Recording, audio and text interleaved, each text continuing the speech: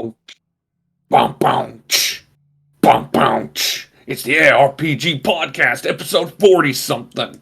Today, we talk about two of the most well-known isekais in the world, SAO and Log Horizon. We also talk about how the winter season is actually a piece of shit. I'm Guru, that's Chewy. How are you this fine afternoon, Lucas? My throat is dry, and I am a little tired, but hey. Drink some water. I am. And it's, I don't know, not really helping. Oh, something just dropped. We have a few interesting things to talk about before we dive into why the winter season's a piece of shit. First, I just sent you something. Because you remember High Guardian Spice? Oh, yeah. Well, the creator went on a tirade a couple days ago. Let's see. Essentially, they claimed that the reason High Guardian Spice failed was because we had a very small budget.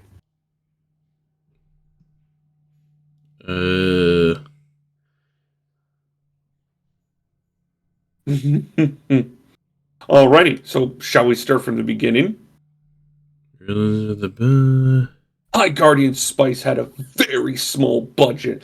We were the first show of a non-union studio. If you're mad at the animation quality, it was the budget. BG art, budget. Writing, budget. We literally started storyboarding the first episode before the script was finished. Okay, first, I'm not clued into the works behind the scenes with anime, right? As much as, I wish. Isn't it normal to finish the script before you start storyboarding? The story itself, yeah. Yeah. If I remember, you usually get the script, then you write the storyboards, then you do the animation, right?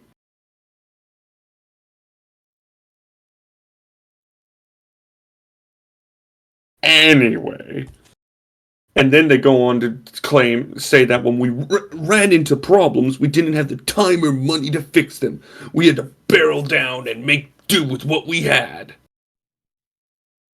People compare High Guardian Spice to anime because it's on Crunchyroll, but it isn't anime. It's a cartoon made with the same pipeline as any other American cartoon. Our budget was comparable to a Cartoon Network show, which is usually 11 minutes long and are comedy-centered, and have simpler BGs and characters. Except, then why was Crunchyroll promoting it as an anime? Right? You might have to give me 1 second here, but keep going. But that's my big question. Why was Crunchyroll promoting it as an anime? You think the creator would be able to say, hey, maybe not promote it, right? That's my big thing. If the creators are so well put together, why wouldn't they be able to say we want this promoted as that, right? And then this person goes on to say, really, the best show to compare it to is Onyx Equinox, our sister show, and the other only show made by the same studio as HGS. OE had the advantage of learning from the mistakes of HGS and being in a union, but it was the same team in the same pipeline. What we were trying to make was incredibly ambitious for what we were working with, and we did the best we could. Maybe in a different timeline, HGS would have gone to budget and schedule and needed to reach full potential. Oh my god. Oh. Wow. What's up? This entire replies line is just freaking. What, the reply to the creator? No, all these replies, these strings of replies, some of them are just so ridiculous. Well, what's going on here? All right, let me finish reading it, and then we'll pick out some of the best ones, right? Oh my god. Also, in another timeline, maybe HGS wouldn't have been roped into culture wars from its first trailer and marked as bad years before it came out. But alas, this is the timeline we are in. All we can do is shout about it on Twitter. Instead of piling on the HGS's trash campaign, maybe think about what happened behind the scenes to make it that way. Have empathy for the real human beings who did their best to work on it, and think critically about who started this hate campaign in the first place. Yes, the classic, let's blame everything but ourselves. The first step to improving is realizing your own mistakes. If you keep going on like that, you will never improve and continue to make shitty stories. It's just, when I first saw this, I was laughing my ass off. Yeah. And here's the thing. I love how this person claims that it's not an anime. Then why is it on Crunchyroll? I don't know. Like that's my big thing. Why is it on Crunchyroll? People consider Onyx Equinox an anime. Yeah, it's on Crunchyroll too, isn't it? Mm-hmm. Yeah. I don't know if this is really the right way of responding. Like, it feels like this guy's just lashing out because the passion project he had just it just didn't work. Didn't work. And here's the thing. I have to ask a couple things. One, why are you trying to make a passion project with such a little budget? Okay, yeah. Why are you even trying to make a passion project? Yeah. Mm-hmm. I mean, you tried. That's basically it. You tried and failed. There's no harm in failing. It's just stuff that happens, you know? Here's a question, though, I saw asked. Let's look at some of the replies, right?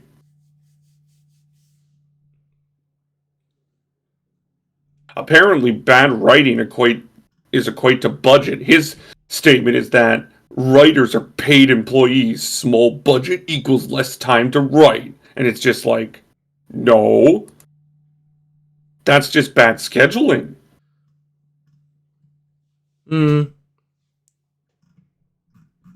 And honestly, if it's such a passion project, I think you should just be happy that you actually have it out in the first place. Who cares if a majority of people hate it? There's always going to be somebody that feels, that likes it or something like that, who are okay with it in the end or something. Or people who are, find it passable or whatever. You should just be happy that you even, I guess, influence somebody in some way. And here's the thing. This the one thing on... I don't know. I don't think this person has the right mindset at the moment, to be quite honest. This is the one thing that got me. He says it's not an anime. And as I've stated, why is it then being done by Crunchyroll? Yeah. Right? I don't know what this will I don't understand. If you're going to get in a Crunchyroll original and also get funded by, Crunchyroll itself. It's a cartoon made with the same pipeline as any other American cartoon. Our budget was comparable to a cartoon network, which are usually elements long. Comedy centers have much better, simpler BGs. BGs being backgrounds and characters? I guess. Okay. Yeah. Sure. Yeah, I really think this person's just got the wrong mindset, honestly, when it comes to creating. But, that's just me. That's just my personal opinion. Because the one thing that really resounds to me when it comes to, writing and doing any sort of form of art, where it's music or paintings or whatever, drawings, etc. Like, it's not only just your passion and stuff like that. But the one quote from what was it? The Gundam Build Divers Re-Rise, the dad at the very end, where like right before Hiroto has to go back to do the last mission with the team. Mm-hmm. You know, the dad's just out there with him, out looking at the night, like enjoying a walk, and then just pause for a moment. He talks about how how when he was younger, he wrote really passionately about this one story, and it was like a reflection of the current writer for Re-Rise, who like made also regular Gundam Build Divers, and how that was kind of a little bit of a failure because of I guess the way things ended up. But then he tried to do his best with like Re-Rise to wrap it all up. It did much better because he kind of built on that. But like, it was, the father talked about how he messed up on it, and he made some stuff, like a few mistakes and something like that. And then they asked him to go back to rewrite the same story, to go at it again. And he was just thinking about how can I do something that I was so passionate about, but then it turned out to be just a big mistake in the end, or something like that. Or not a mistake, but not a mistake, a failure. And then he talks about how he's, what is it? He finds that even in the midst of his failures and something like that, if he can somehow inspire someone or affect someone in some way positively, hopefully, with his work, like, he can also save the world in that way. And I think that's a beautiful way of putting it, honestly. Like, you don't have to be actually saving the world physically, like Hiroto or anything like that, right?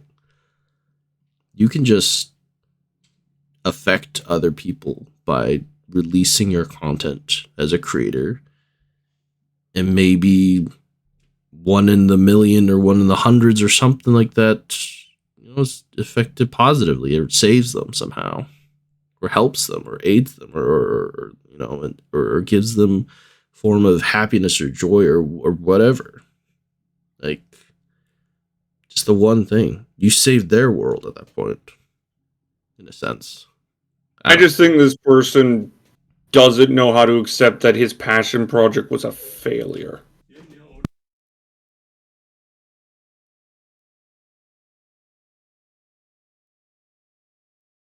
Like, I just really don't. Okay, give me one moment here.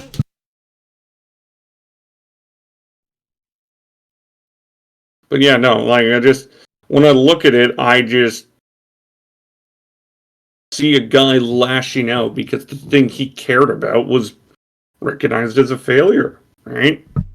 Yeah, and really, like, accepting the part that it's a failure and moving on from that, and also realizing, hey, even if it was a failure and like the big, whatchamacallit, or even if it's considered as, oh, it's a mistake by the general public, by most of them, you might have inspired a few people along the way, or maybe just, like, you know, helped other people to realize that, hey, okay, sometimes things happen, or whatever. You got to take the positive out from every negative at this point too, and to learn from your mistakes at this point. So, Mm. Alrighty, I feel like it's just the wrong mindset of everything. So yeah, it's just not great. Alrighty, though, let's move on to some Hololive talk, since there were some big things announced this morning. The third Fez, which is coming up March 19th and 20th, has added 7 more participants. Hololive Myth and Hololive Arena 15, better known as Indonesia 1, are joining the concert. And I think that's pretty fucking cool. Watching, they announced it during this whole little official channel broadcast, and watching Yofi and Kiara react to it, oh, you could just feel the emotion. But one thing I wanted to talk about it is I kind of like how Hololive are handling it, right? So, if you don't know, Myth and ID1's 3 models have been done since about June. Kiara mentioned Myth models have been done since about July, and it's very... You can pretty much connect that ID's models have been done since around the same time, right? Okay, yeah. And because Fez is a 3D concert, everybody's like, oh, will they be there in 3D, right? Oh, Live left it completely vague. Like, they didn't even fucking, like, announce if they're going to be there in 3D, since you'd think they'd do a 3D debut, right? And I like it, because who the fuck knows what the world's going to be, right? Like, it's kind of genius to leave it vague, because then, like, they obviously want them there in 3D, right? Apparently, the girls have been taking dance lessons and everything, but, like, Hololive and Cover can't really assume the world's going to cooperate, if you know what I mean, right? Alright, yeah. So they left it vague, so say the world cooperates, bam! You get the 3D debuts just before the concert. If not, well then they're there in live 2D. But it's just the fact that they're there, right? And I think it's going to be a hell of a concert. They also announced that every single Hololive talent, from Holostars to Gen 5, Gen 6, to Council, to ID2, to Hope, all of them will be participating in the Expo in some way. Expo in some way. So I think that's pretty cool. I think that's really cool. Yeah. I can't wait. But, let's see. I saw what happens. What do you think about Microsoft trying to buy Activision?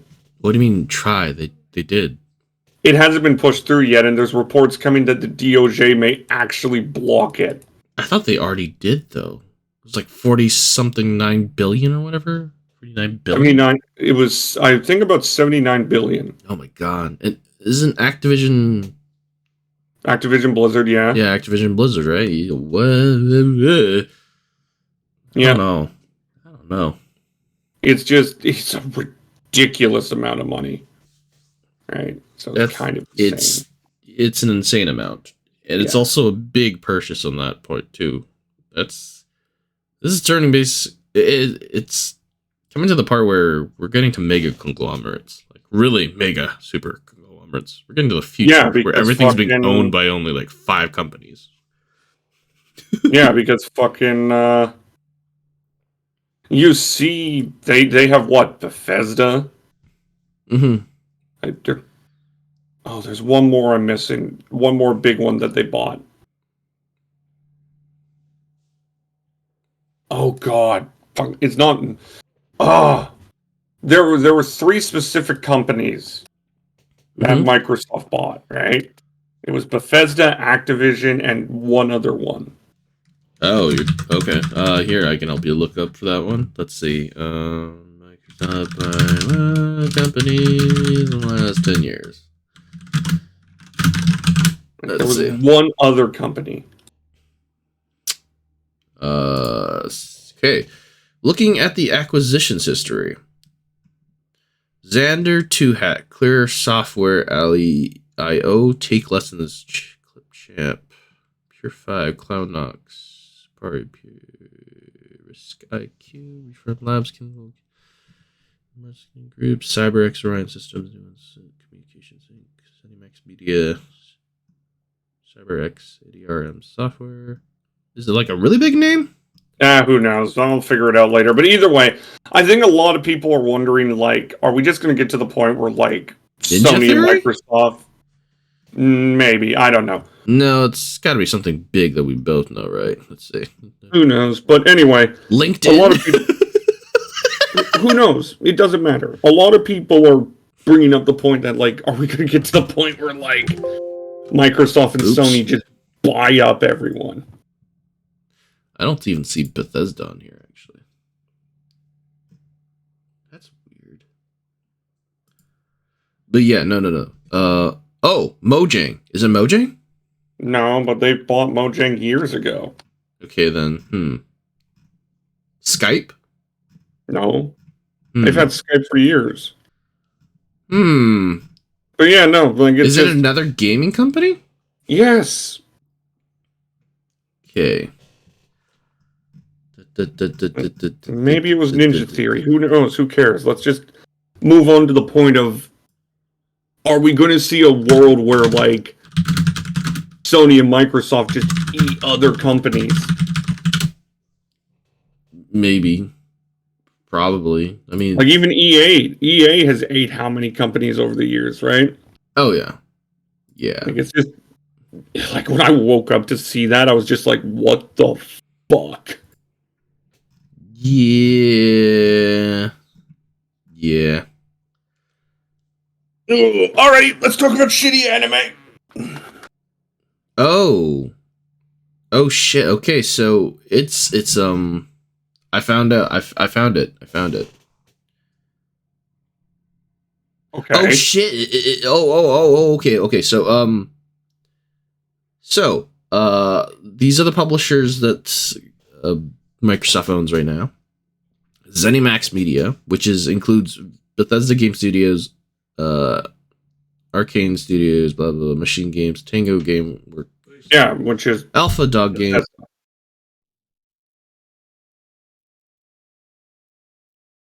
Okay. Yeah, like, give me 1 second. But yeah, the first part is literally just Bethesda, right? And then the next one is they have Rare, who did Banjo-Kazooie and stuff like that, Battletoads, Sea of Thieves, Pinata. I mean, Mojang, and then Ninja Theory, which was Heavenly Sword and DMC. Fucking, they have Ninja Theory, which is DMC. I thought Ninja Theory did the bad DMC. The first Devil May Cry, apparently. Disney Infinity and Hellblade Cinema's Sacrifice. Playground Games, which has the Forza Horizon, Forza Motorsport, which makes sense. Compulsion Games. Obsidian Entertainment. Star Wars Knights of the Old Republic 2? Though that seemed like a while ago, honestly. Oh, they tried to buy Discord and Square Enix. Is that what you're thinking? I don't know. Anyway. Inxile Entertainment? Guys that made Wasteland? What the fuck is Wasteland? Wasteland 2, Wasteland 3. The games that play like Divinity, except they're with guns and stuff. Anyway, shall we talk about shitty anime? Sure. AKA our disappointment for the winter season. Just, holy shit, this has been painful. Oh, I didn't get to share my favorite tweet of all that stuff. Oh yeah. Here. Yeah. I'll just give it to you. I won't even need to. Here. I love how this person thinks it's You love how this person. Let's see. I haven't seen Arcane Spice, but I've had a lot of measure. Can you push making a cartoon? A lot of people would have couldn't even.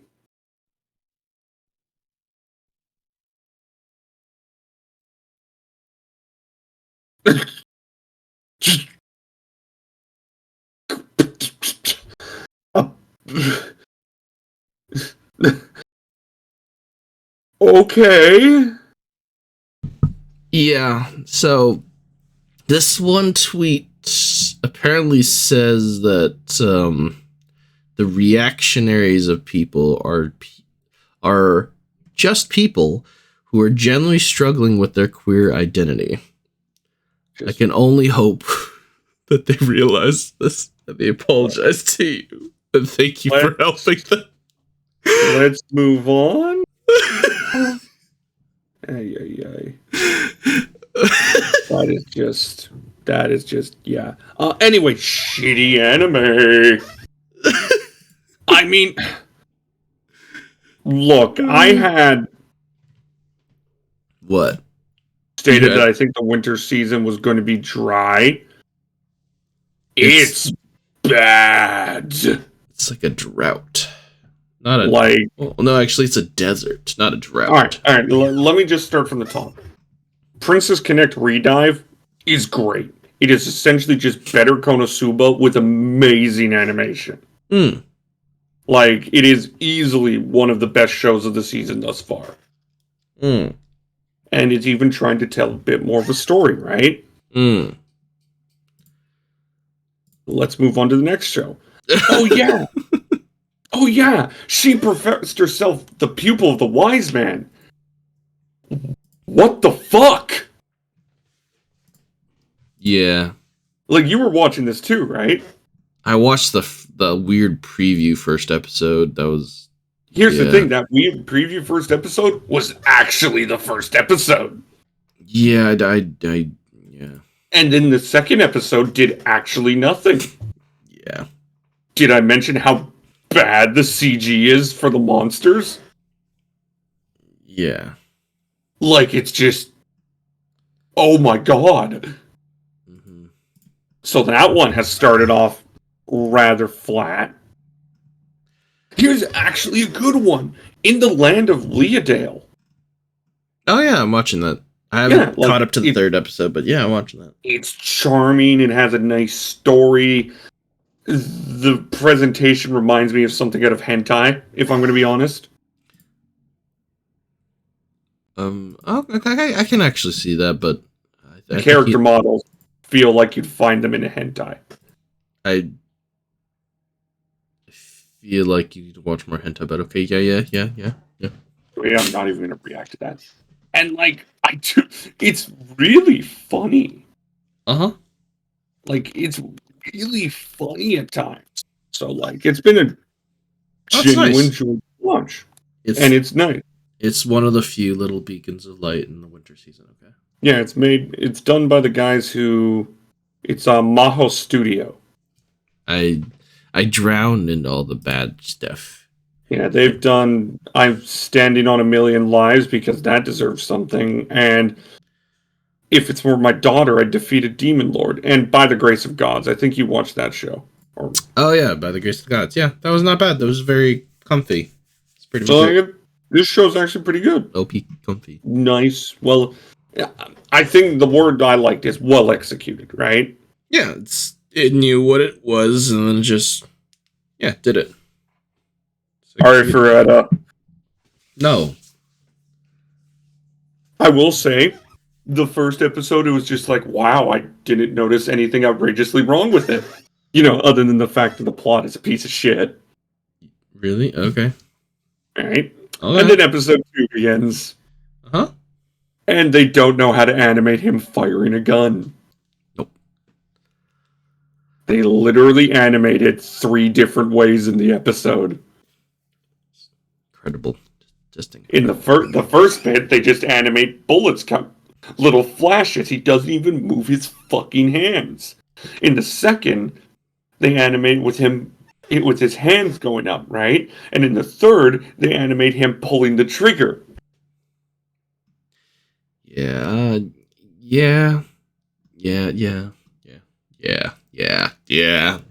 Add on to this show is just... It's disgusting. It's incredibly sexual. Like, there isn't a single moment where you get relief from the fact that they're trying to fuck this kid. And I'm like, I get it. High School DxD was a thing. But at least High School DxD had compelling characters, an interesting plot. Like, this show is isekai trash, but it has none of the charm you'd see in other isekai trash, right? Just a pure HN. Just a pure HN, my man. Fucking... Oh, I think... Like, I mentioned Wise Man's grandchild, right? Mm-hmm. And how it's clearly bad, like it's isekai trash, but because of the charm it had, it was generally entertaining to watch. Yeah. Oh, and I linked you something about Ari Ferretta, right? So give me a second, let me find it, because it's just peak what's wrong with this show.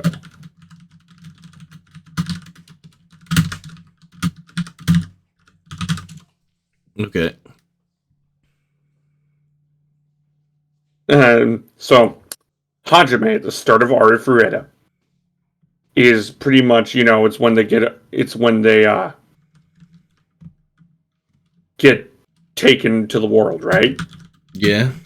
Hajime was shaken by the developments, but because he was an otaku, he'd seen countless books with the same premise, which was why he was determined that this wasn't the worst possible case scenario. For reference, the worst case scenario he was imagining was they could have been isekai as slaves. Yeah.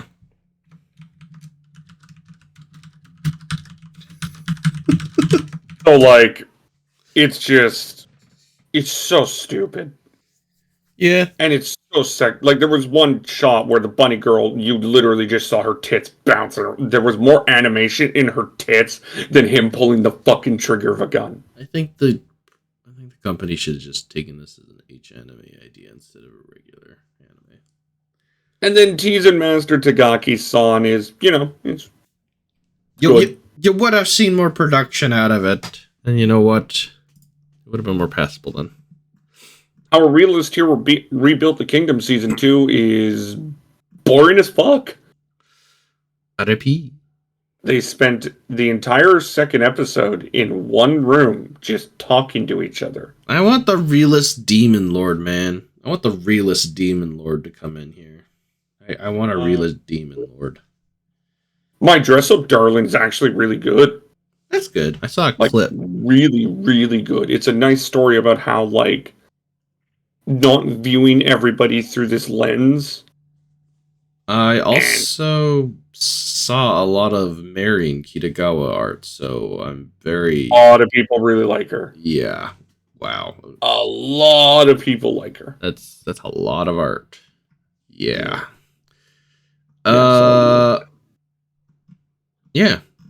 Cool. But it does a nice job of showing, like, just how someone looks doesn't mean that's how they act. Yeah. Like, we see it with Marion, how she seemingly, even though she dresses as a Gairu, she is, like... Oh, Gyaru. Yeah. Anti, like, sexual stuff. So it doesn't really fit the image of a Gairu, if you know what I mean, right? Yeah. Gyaru, yeah. And then other than that, I mean, that's pretty much it for the new shit. There's Attack on Titan, which is great. I'm going to start Akebi's sailor uniform just because I hear it's okay. I mean, out of this entire thing, yeah. But there's one more show. Orient. Fuck that show. No, I don't want to talk about Orient. I mean, just... its animation is so terrible, and we're only 3 episodes in. I get it, a lot of people hate that Orient's getting hate just because people want Magi, but it feels like a lesser Magi.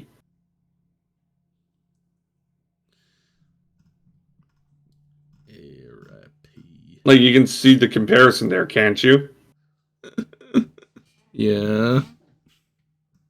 And it's only 12 episodes. It's pretty much, my opinion is, why would I want to sit through 8 or 9 episodes of shit to get to the 4 episodes that are actually good, right?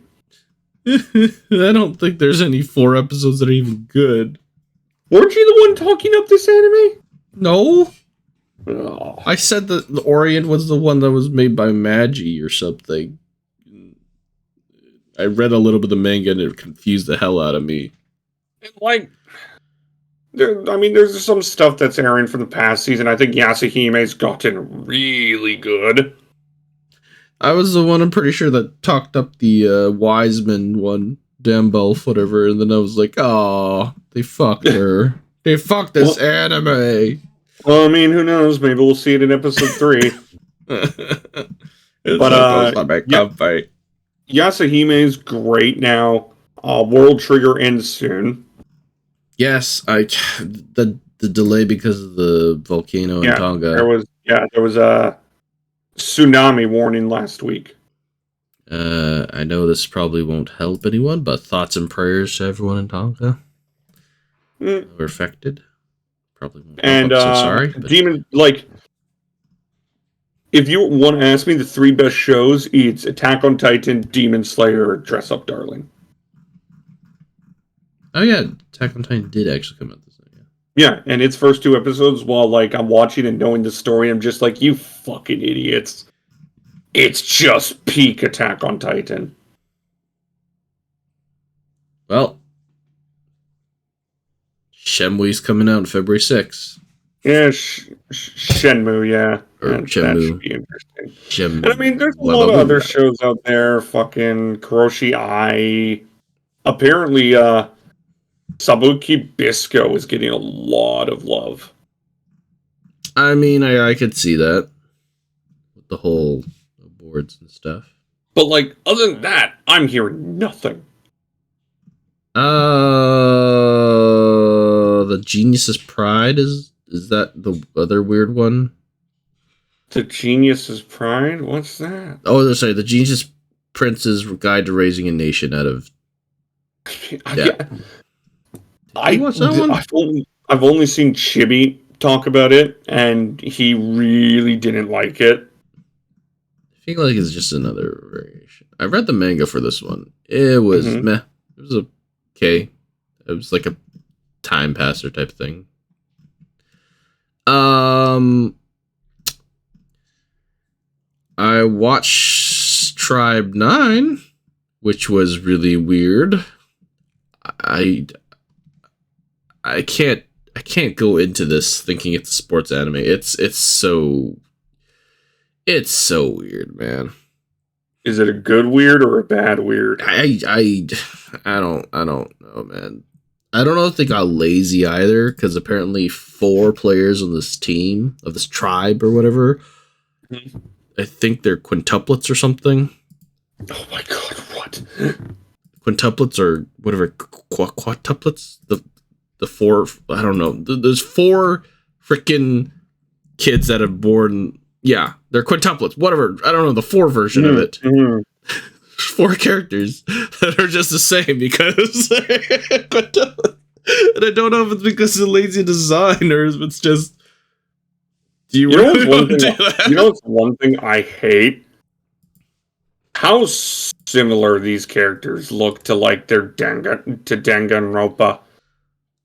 Yeah. It feels like the artists, and these characters are decent designs, but it feels like oh, let me pull them up. Danganronpa 2. What's his name? Give me a second. I want to pull up the character's name. Fucking Gundam Tanaka. Yeah. All right. He literally Gundam Tanaka is, and then look at Kai Ishikawa from Tribe 9. Kai Ashikawa? Yeah. I don't know. I don't know why I just get an edgier Gundam Tanaka. I don't see a Kai. Here you go. There you go.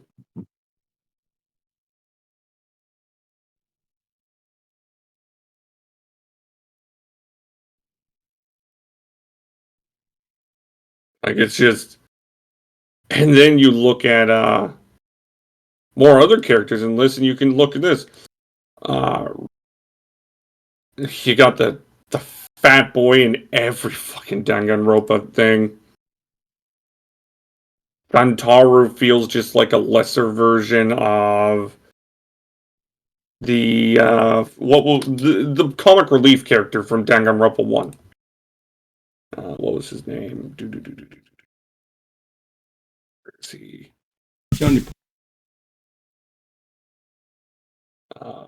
Hagakure, this guy. Even though the hair is just, it feels like just a tied down hair type thing. But yeah, he's Tribe 9 in. Okay. I see what you're saying. Sorry, I just saw the character. Asahikawa Kai, the yeah, and the other guy, the one that talks to animals. Yeah. They're really similar. Like, I don't know, maybe it's just because of Danganronpa's visual style, but like, no, that one I think was just maybe a little lazy. A little bit of recycling. Maybe, who knows? Dude, freaking some of these characters even look the same. Umeda Renkechi and Mita Satoru. Mita Satoru looks the same almost. I'm looking at what is his name? Roku Saigo, right? And then look at fucking Nekomaru from Danganronpa 2.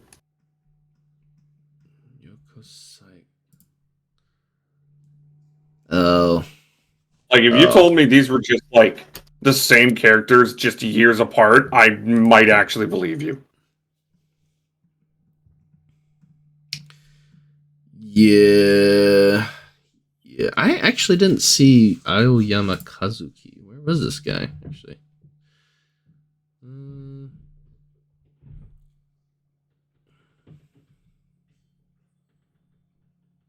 Oh, maybe it's. But yeah, that's later just episode. That's just Tribe 9. How I feel. Wait a minute. I'm sorry. I just saw somebody complaining about the fact that Tagaki kisses. Oh, fuck off, people.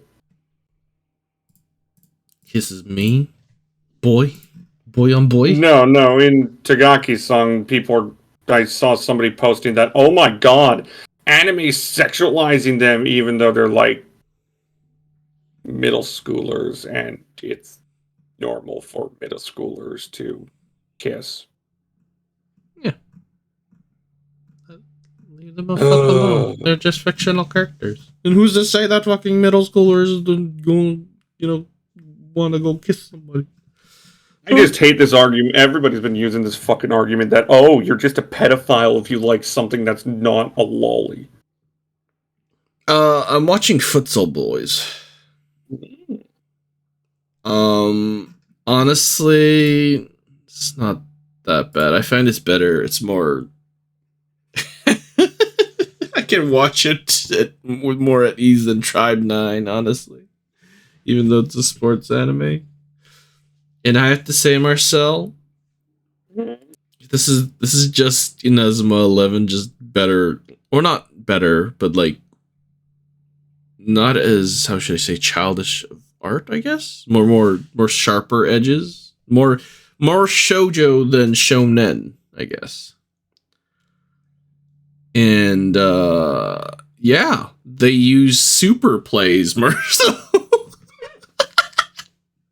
Which is incredible so far. What the fuck has happened to the winter season? But it doesn't seem to completely dominate the anime so far, so we'll see how it goes. Unlike in Inazuma 11, where learning a new Hisatsu Waza is what helps them out, or at least assist them in some way. Or where the debut one is pretty big. At this point, Chewie, I'm tempted just to turn on fucking World's End Harem for some laughs. You're a masochist. Man, you're like, this season sucks. Yeah. Doesn't mean I would drop that low. I would probably go back to Dragon Quest Dino Boken to watch all 70-something. Oh god, that show is still going on. Yeah. Or even, I would actually go back to Shaman King, actually. Yeah. Go back to Shaman King. No, you mentioned, do you have to disappear? No. It came to some sort of conclusion in the end. And they I'm can't okay. control their son when he's busy doing something. Oh, what? I didn't say that. Alright. All right. Shall we? Well, I mean, we're done talking about winter. Shall we go on to the topic of today's episode? Sure. Alrighty. Well, I wanted to compare two animes and do like a versus just to see how, not to say like say which one is better and which one is worse, but to see like, well, actually, kind of, but I want to see like how each season changed, if you know what I mean, right? Okay. So I want to talk about two of the most compared animes in recent memory: Log Horizon and Sword Art Online. Okay. Because I think while Log Horizon started higher, Log Horizon has also plummeted, while SAO, outside of Fairy Dance, has been pretty much rising. Alright. Okay. And I want to start by talking about the worlds of the first seasons, right? Okay. So, when we talk about Log Horizon, it's safe to say that Log Horizon treats its world less like a game and more like an actual world, right? Yeah. We have politics, we have kingdoms, we have all these types of stuff, right? Mm-hmm.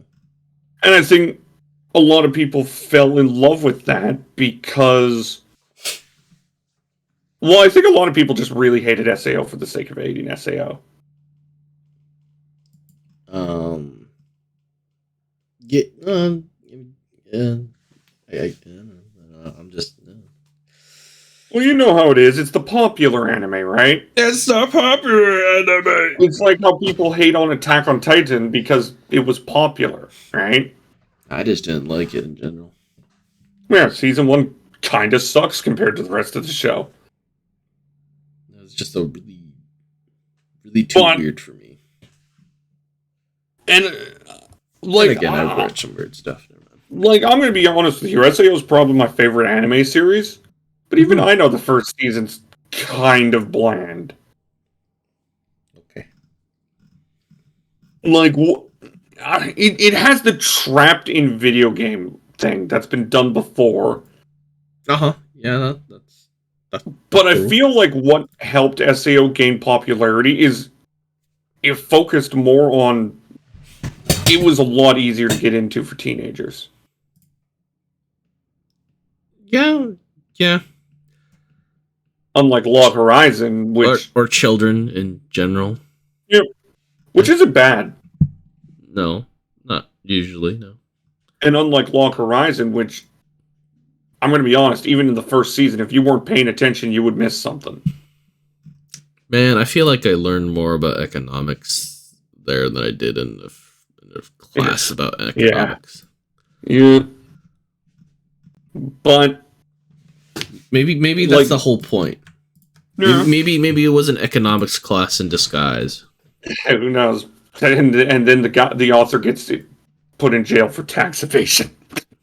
Yeah, and then comes out and then apparently gets another season in an anime. Okay, cool. And he goes back to writing. I still find the irony that in a show about money, that's like all about like economics and whatnot, and money, and talking about stats and money. The author gets fucking caught for tax evasion and put in jail for it. Yep. So like it's that's pretty funny, right?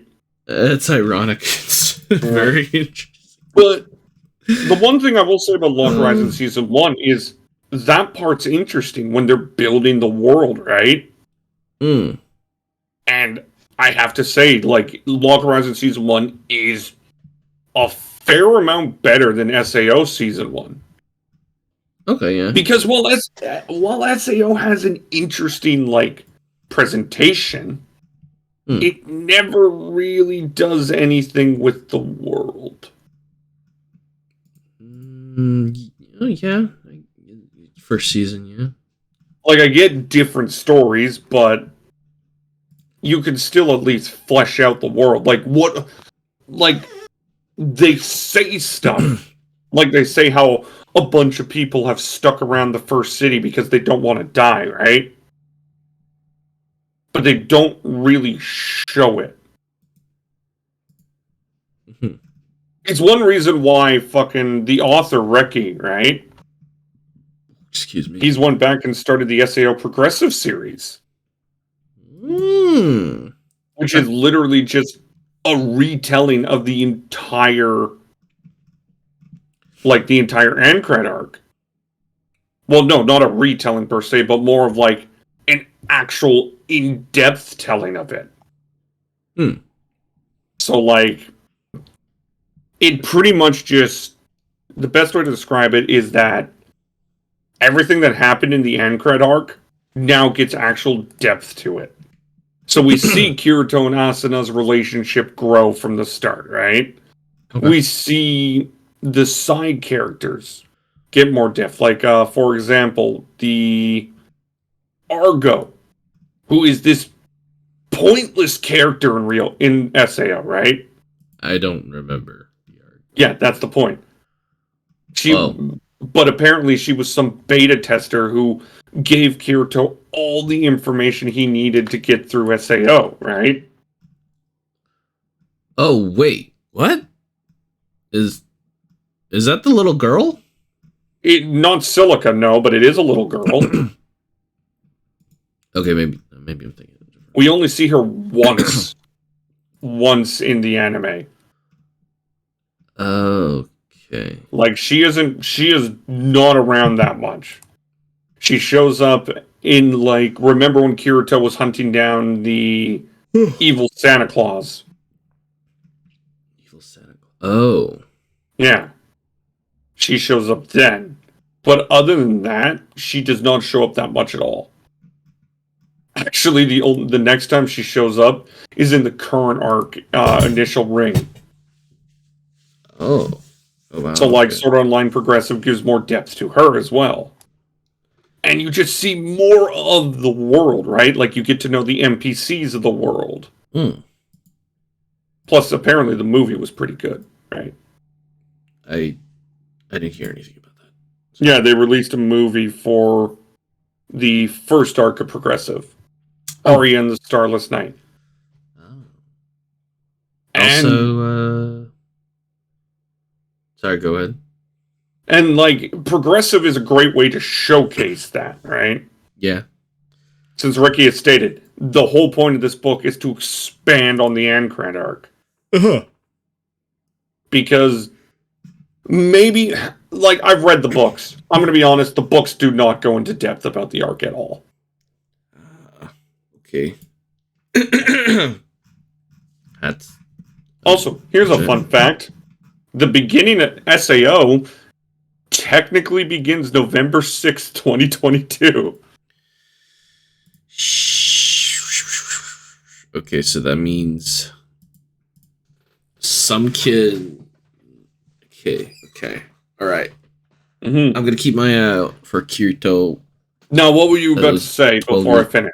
Well, it's like born 15, 16, 17 years ago. I didn't realize that the sorry, this is really off topic, but I didn't realize that when the Knicks lost to the Pels, Julius Randle only scored 4 points. That's pretty sad. But well, yeah, no. What? But did you not realize that either? No, I didn't. But no, they're continuing the Progressive movies. So, like, I think they're going to run with the Progressive movies. Speaking of, like, SAO itself, I think they're going to run with the Progressive movies for a couple volumes because if you don't know, SAO's current arc, Initial Ring, it's not that far into it. Like, it only started a couple... Like, Initial Ring only started in 2018. And that was just around the time... I believe the third season started. Right? And in terms of like how many volumes of Initial Ring have happened, let me just scroll. We're only on the 5th volume. Oh. So like, I don't think SAO as an anime is going to return probably anytime soon, but like as a movie, I think they're going to keep doing it. Like they already got a sequel progressive movie coming out this year. Okay. Yeah. But the reason I bring up progressive is I think progressive shits on Log Horizon. The progressive art shits on Log. Okay, all right. Progressive retelling of Ancred shits on Log Horizon. Okay. But the original telling of Ancred is terrible compared to Log Horizon. You know what?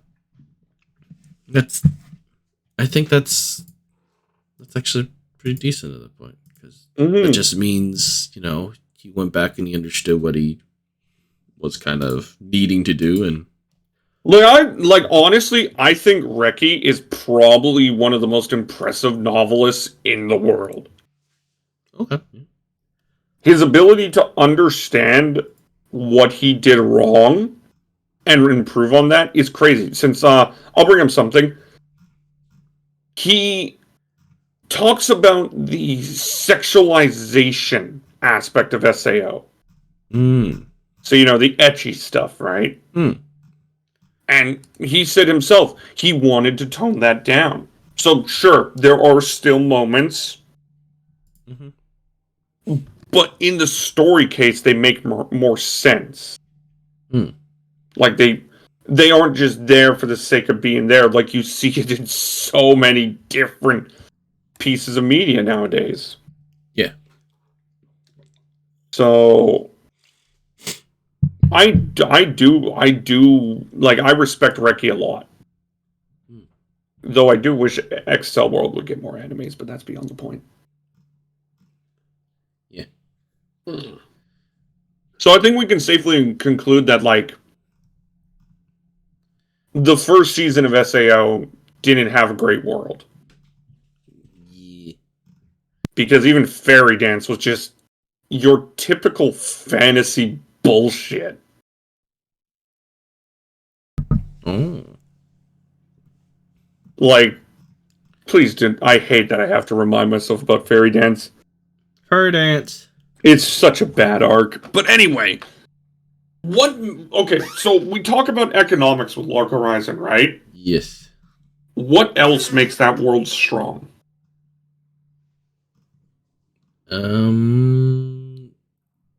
Log Horizon? Yeah, Log Horizon. We're talking about Log Horizon.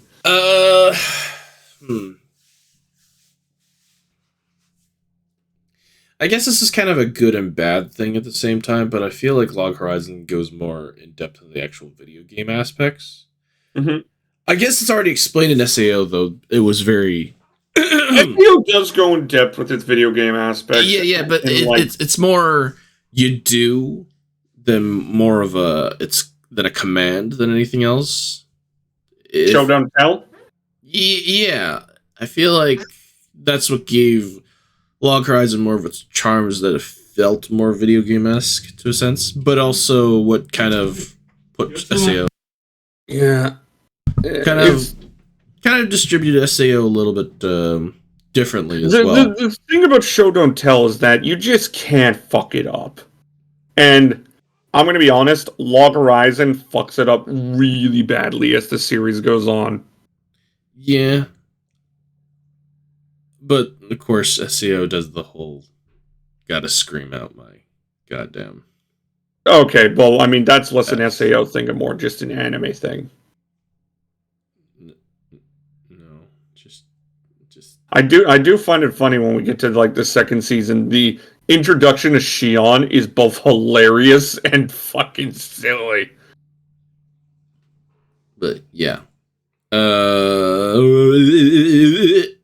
So again, I think it's safe to say that Log Horizon Season 1 fairly better than SAO in terms of, like, how it establishes its world. Its world has more depth. its world has more interest. I wonder if what's his name, the guy who did Log Horizon, if he were to go back and do a little bit of retelling himself or do his own. What is it? That is a good question. Are you asking that because Reki is doing something like that? Yeah, I'm just wondering if he had. Well, it feels like this is a reoccurring thing that we're going back to, where the one author is going back to a past work just to see what he could do and doing it for a retell or a remake of it. I'm just wondering if it would come out better or would it come out worse now? Since what's already been established. The thing about that is SAO, in my opinion, has been improving book by book. Mm-hmm. While Log Horizon has definitely not. Okay, yeah. If I want to say Log Horizon starts out high, but then it just starts slowly going down. Well, SAO, it'll start out, decent, go down a bit, then go up, then go down, but then go back up at the end. I don't think Log Horizon is doing that. Okay. Plus, what more could an author remake with Log Horizon, right? Like, we have to remember, Progressive is there because Reki wants to go more into Ankran's world, right? I'm just wondering, is there more potential of going deeper into Log Horizon and the Nihon, whatever? But the question is, doesn't Log Horizon already go pretty deep? Well, I mean, with the Nihon server, yeah, but maybe we could get an alternate telling from, say... Wait, so you're kind thinking of... the retelling could be from a different type of view, right? Yeah. And how it affects, like, the main story in the end. I feel like that there could be some potential there, but I don't know how it would line up, really. Like, how you would be able to connect the dots type of thing. I think that would be an interesting way to look at it. It would definitely allow, like, say if they told the story from, the Fox Girl lady. Oh, okay, yeah. Yes. Say if they told it from her side, like, she definitely is an antagonist, but she's not, like, uber-duber antagonist, right? Like, the main antagonist is Indicus, right? But Nura is the face of the guild, so I would like maybe we see a story about how Nuraha seemingly lost all control, right? Right. So that, I think, would be an interesting way. But the problem is, if we're talking about building depth of the world, I don't think Log Horizon can do that. I think Log Horizon already has enough depth. And if you're doing that, you're getting to the point of, like, well, you're just getting to the point of... Maybe they shouldn't do it for the depth of the world then, but more depth of characters. Maybe. Because there was a lot... The thing about Log Horizon is there's a lot of characters in comparison to SCO. You do have a good point on that. I will definitely agree in that. I think there's a lot of interesting characters, NPC and player-wise, that could definitely be more focus-centric on. Yeah. I will say Log Horizon does an amazing job with its NPC characters. But, yeah, if that's the case. No, so I think it's safe to say the Log Horizon's world, and, like, in general, is just better than SAO. It does more with its world, and it gives you more reason to tune in. The problems with Log Horizon, though, start showing in Season 2 and Season 3, in my opinion.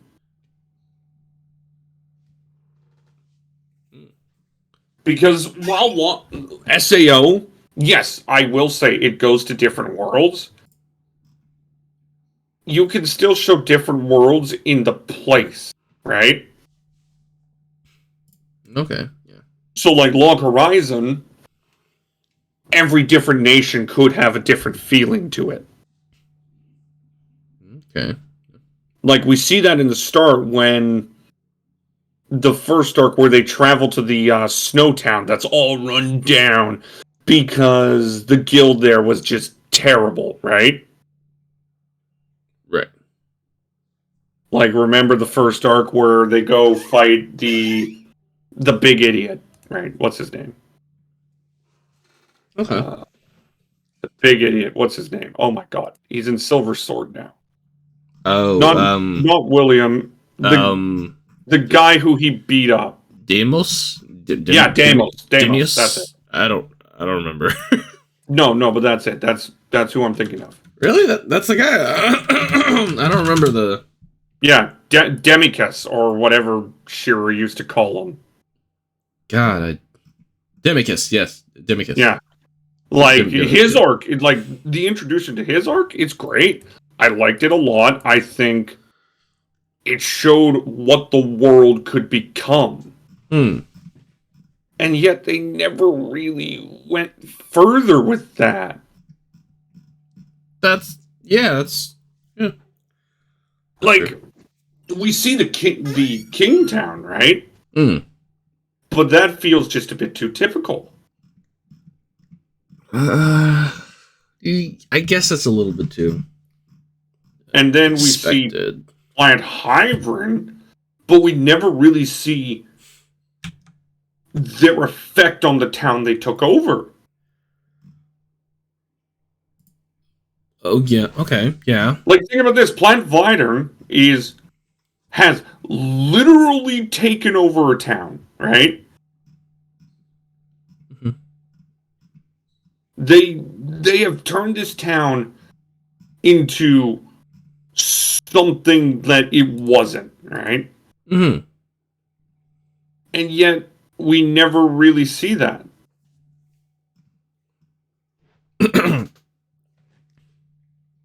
Like, Minami was taken over by Planet Hybrin. Why does it feel like a typical town? Right. And it's just everything about Log Horizon, when you start to look at it, it feels samey.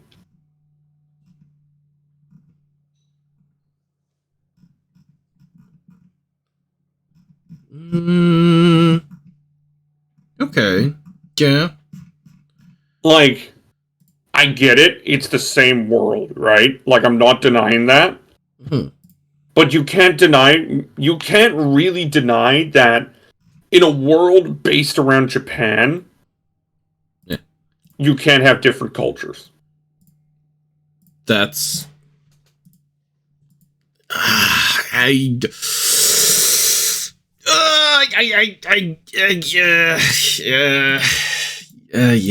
yeah. That's the thing about anime in Japan, right? It's so centric. To an extent, yeah, but like, we see anime with different cultures all the time, right? Mm-hmm. Like, I'll just bring up an example. Utarumeyu. Yeah.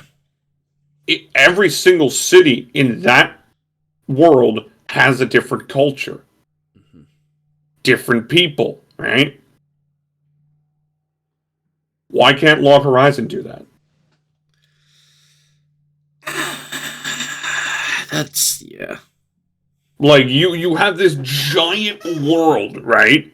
Why is it that you can't create NPCs with a different culture? I'm not talking about players, right? Because the players are all from Japan. So it's understandable they act like that. Why do the NPCs have to? Yeah. That's my main point. I mean, but the thing, I don't know. The thing is, like, maybe they're just trying to be more reflective, and they just can't help it because it's Japan. It's Japan. It's Japan. Okay, those are good reasons, but then that goes to the point of, like, I think that's just a bad thing. Yeah, well, maybe you should go talk to Japan about it. Maybe. I mean, I also think, like I mentioned before, freaking. you gotta understand that there's when it comes to a lot of the Asian countries and stuff like that, they're not very multicultural. I still think you can get enough difference. Plus, it's a video game too. Yeah, but wasn't the company? I don't know. Actually, was it a Japanese company that technically made it? I couldn't tell you. Because if it was, it would make sense at that point. Or maybe it was just, they try to stick to the whole reflection of the real world, but not really at the same time because it's just a reflection. Mm-hmm. I don't know. I still think, it's just how it is. If there's I don't know. I just look at Log Horizon's world, and Season 1 did a great job of introducing it, right? But then Season 2 felt like we were just repeating the same things. The world wasn't growing. Yeah. Add-on I think the kids' arc is atrocious. Hey, I'm a kid. Oh, no. I'm a big kid now. Is that what the thing is? I'm a big kid now. And one thing I will say is that this idea of combining the worlds, right? Combining the real world with the game world is great. Why didn't they go into it at all? I don't know, man. But that's a Season 3 talk. I think that's like Season 3 anymore. Now with SAO, there is a lot to like about Gun Gale Online's world.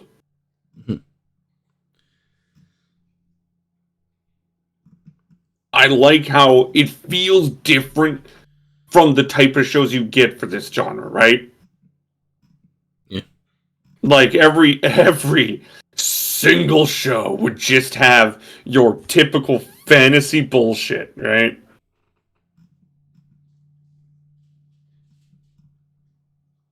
Like, don't you agree? Yeah, I mean, to an extent, sure. Yeah. Sure. Okay. My cousin's making weird noises.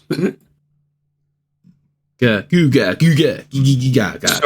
see that SAO is tackling like essentially post-apocalyptic America, that's pretty cool. Right. Yeah. Do I think it's stupid that Kirito's winning a battle royale with just a sword and a gun? A sword and a pistol? Sure! Does it take away from the fact that I actually really like Gun Gale Online's world? No. And honestly, that world showcased a lot better with the Gun Gale Online anime. Yeah, actually, isn't it weird that like considerably weak worlds are showcased better by their second adaptations? Yeah.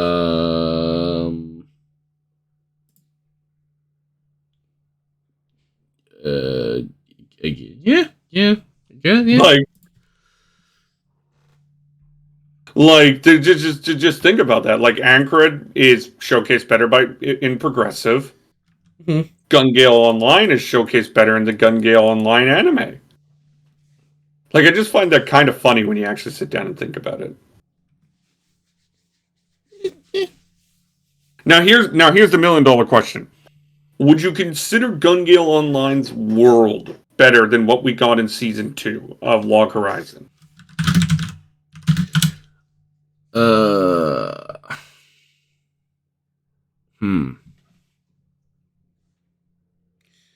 Like Gun Gale Online does go a little more into like the economic side of it.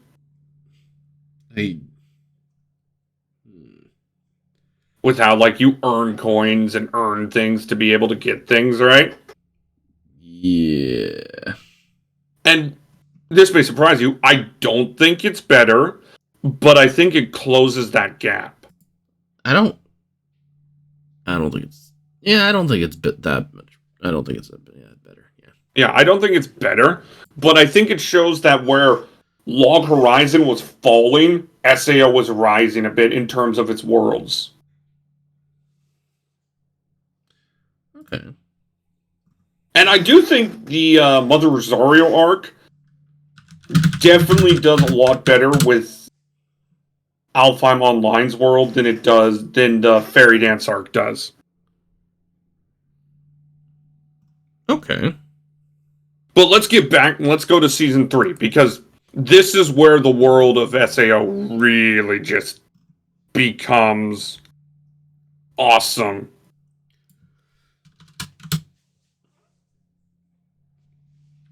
How soon? I mean, just think about the world of Alicization, right? We have a world built upon this religious fanaticism. Okay. Right? Where essentially you are chosen to do stuff, right? Like, the god can literally just pick you up and turn you into one of those powerful people. Okay. And it is interesting to see. Plus, we also have, like, as we saw in the first bit, you don't touch places. Like, we saw how Alice, she essentially got taken by the church for breaking the taboo index for just stepping in the dark land.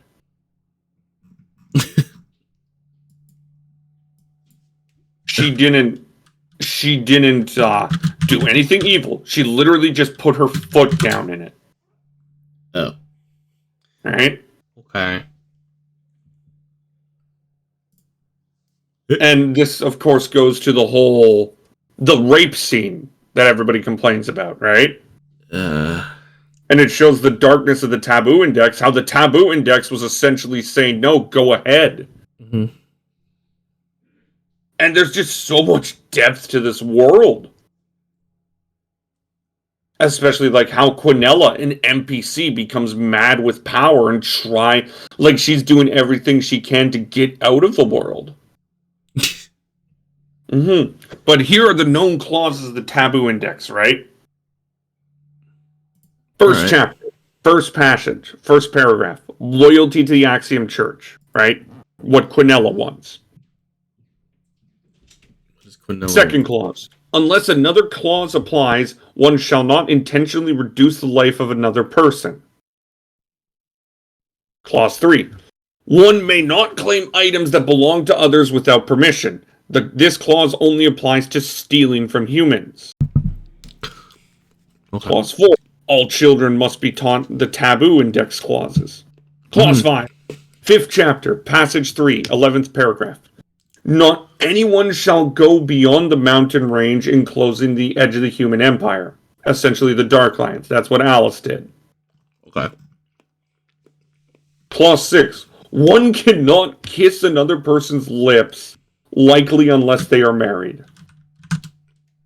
7. You cannot enter the swamps that are deemed to be sources of a disease. 8. One may not hunt more animals than permitted, since everybody has a job that they can only do. One must not abandon their sacred tasks during the workdays. So, for example, Kirito and Yujiro, they were woodcutters, so they had to go chop this giant tree every day. Okay. 10. One may not take up too many tasks. 11. One can only hunt animals if they have the sacred task of hunter. Pulls to the point of, like, they are given jobs, right? 12. Deliberately destroying items that are sold in the shop is against the taboo index. 13. It is against the taboo index to not pay for an item if it was broken accidentally. 14. If the owner excuses the person for breaking an item, it would not be breaking the taboo index. 15. One may not run away after committing a crime. 16. Deliberately destroying goods that belong to others is against the index. 17. Obstructing nobles' rights to judge is not allowed. And that is the one that the guy tried to use to rape the girl. Okay. And right there, just within like the first 10 minutes, we've already seen a ton of depth to this world. Yeah. Right? Sacred tasks, a lifelong occupation assigned to each individual in the human empire, right? Mm-hmm. We have names that allow people pretty much just random powers. We have the Dark World, which is its own thing. The Dark Territory is fascinating to me because it's a bunch of races devoted to get against the human empire, but they're not united under Vecta, right? They are only with Vecta because he's the one that's allowing them to get through, right? Right. So you see a lot in the second half of the season. A lot of the Dark God territory people are actually just common folk who were just persecuted by humanity. Okay. It's insane how much depth is in the world of Alicization. Right. And it kind of showcased how SAO's writing was getting better and better and better, while in my opinion, Log Horizon's writing was stagnating. Because, like, we've talked about Season 3 in this podcast. Season 3 was a fucking travesty. Yeah. It shows so many options of just it tells you so much shit all the time, and it's just there's nothing different. That's yeah. I suppose there's not much of a difference between them. Yeah. You're still the way I look at it is, SAO is evolving. Log Horizon is kind of resting on its laurels. It had this great start. Everybody was loving it, right? And then it just kind of never really improved. And I think the biggest example is, well, the fucking connecting worlds. That is one of the coolest concepts ever, right? Like, imagine a world where you can go be in a video game and then go back home to Japan or go back home to Canada, right? They never did finish that. Oh, yeah. That's cool. They never did get to finish it, though, to that point where you could do that or not. But my point is, it ended, like, they started, like, the end of Season 2 ended with Shiro saying, let's connect the worlds, right? Why wasn't that brought up once in Season 3? I don't know. Maybe they were too busy trying to get towards it, but they never did. I'm not sure. That's kind of my point. Log Horizon has this cool thing, this awesome thing, and they just ignore it for the same thing they've been doing the whole time. Here you go, Marcel. That's disgusting. You're welcome.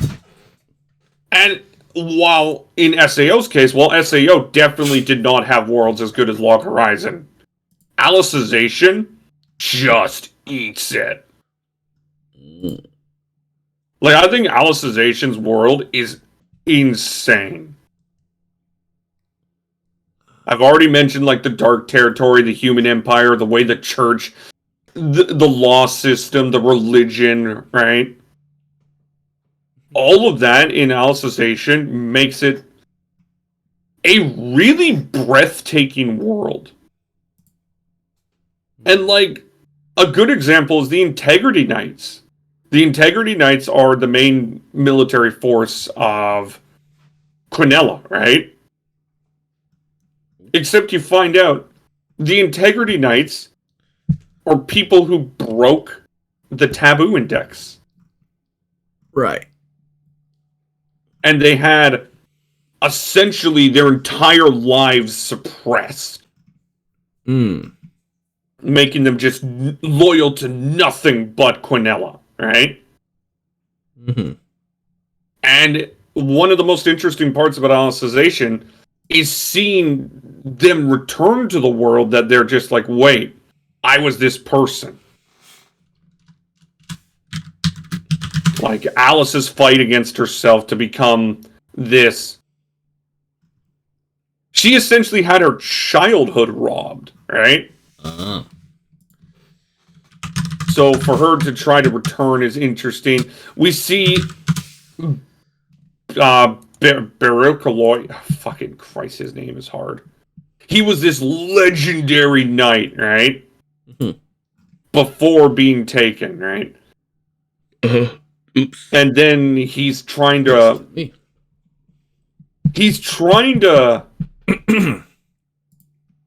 Again, it's one of those things where you see a lot of people returning to lives they just didn't remember. Hmm. And it was very interesting to see Quinella's whole plan just fall apart. Because essentially this is an NPC trying to escape the world. Right. Also, here's a question. Why is... Actually, let me bring something up. I think... Oh, what the hell are their names? You know the big evil monsters that have been showing up in... Are you talking about the geniuses? Yes, them. Ah. Like, Log Horizon's biggest problem to me with its world and its show is that they introduced all these cool things, right? Uh-huh. Like the geniuses. That's cool. A new monster that didn't exist prior to the catastrophe, so they're learning about them as they go on, right? That's cool. Yeah. Putting the worlds together. That's cool. Mm-hmm. It never goes into it, though. Who made them? What is that color on?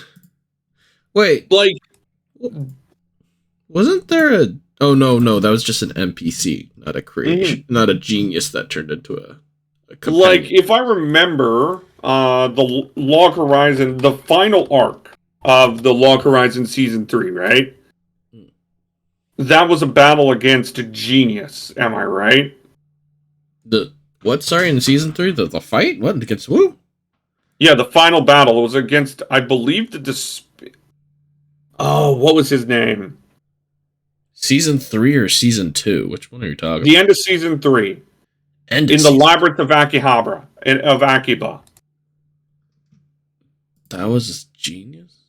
I believe they were fighting against a genius. I thought it was a really tough boss. Let me check. Season 4 is the one that came out, right? It was Season 3. There hasn't been a Season 4. There was no Season 4. Okay, so Season 3 is the latest. I thought Season 3 was one of the biggest boss raids that they did. Was that the one with the Silver Knights or whatever? No, that was Season 2. That's Season 2. And that was just fighting a bunch of bosses. Are you talking about the Moth, then?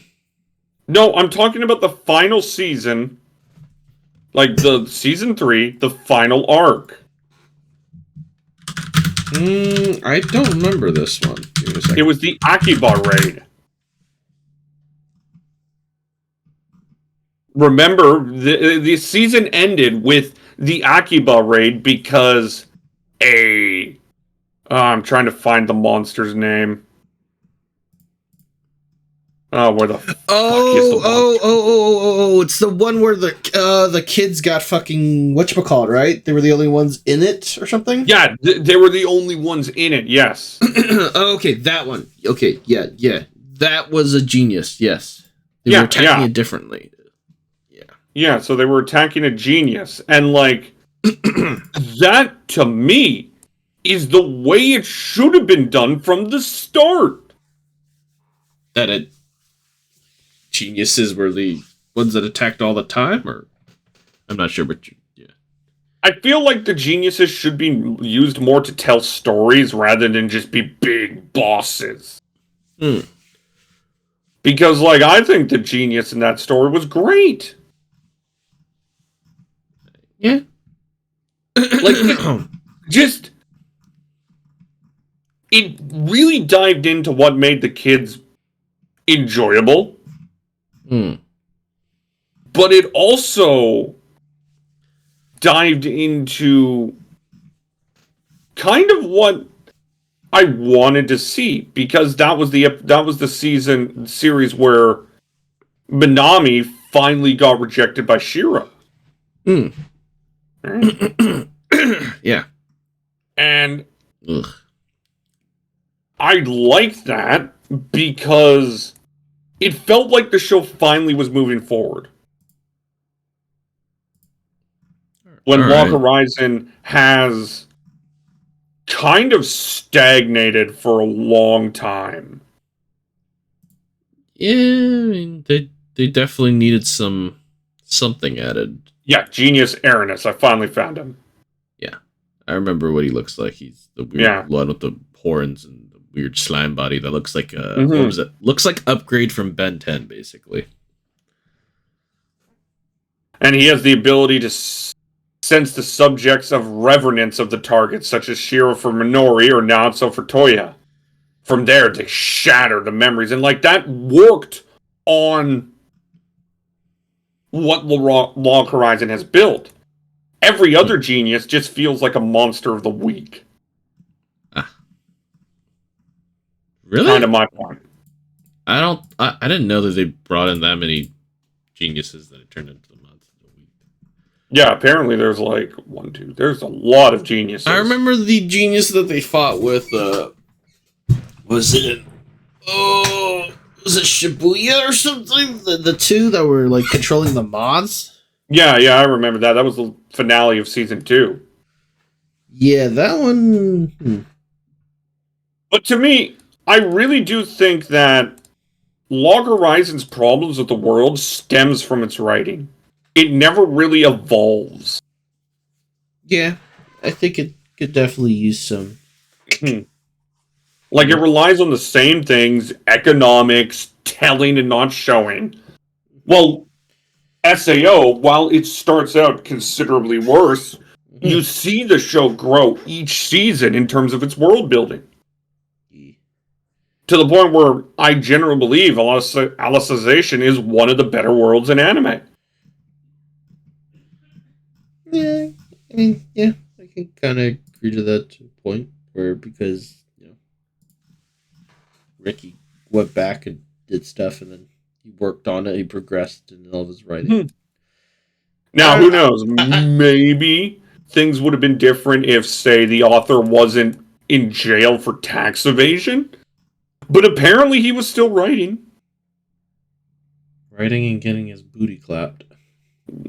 But anyway, I just think I wanted to look at... I don't know how Japanese prisons are... the worlds and how they've changed, because, again, these two are probably some of the most comparable shows in history.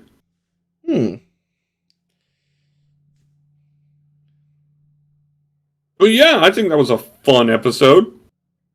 Not bad. Shall we call it here? Next week we return back to the manga club. Die.